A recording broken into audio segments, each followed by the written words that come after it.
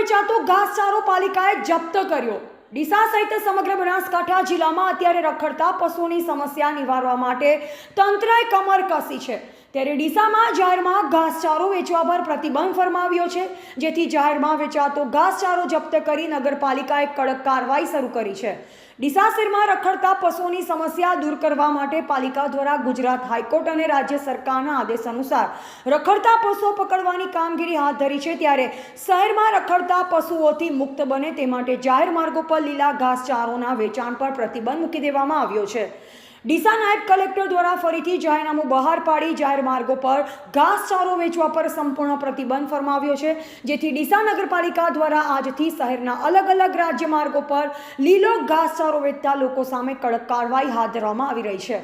સવારથી જ નગરપાલિકાની ટીમ ઘાસચારો વેચતા સ્થળોએ પહોંચી લીલા ઘાસચારો જપ્ત કરી ટ્રેક્ટર મારફતે ગૌશાળામાં આપવામાં આવી રહ્યું છે। શહેરમાં જાહેરમાં ઘાસચારો વેચાણ બંધ થાય તો પશુ માલિકો પણ પોતાના પશુઓને રોડ પર છૂટા મૂકશે નહીં। નાયબ કલેક્ટરના જાહેરનામાનો અમલ કરવા માટે ડીસા નગરપાલિકાએ પોલીસ બંદોબસ્ત ફાળવવાની પણ માંગણી કરી છે। આ ઉપરાંત ડીસા શહેર પોલીસ પણ સક્રિય બને તેવી લેખિતમાં રજૂઆત કરી છે, જેથી નગરપાલિકા અને પોલીસ બંને સક્રિય બની જાહેરમાં ઘાસચારાનું વેચાણ કરતા લોકો સામે કડક કાર્યવાહી કરે તો પશુઓની સમસ્યાથી મહદ અંશે છુટકારો મળી શકે તેમ છે। રિપોર્ટર પ્રકાશ ગેહલોત, ડીસા।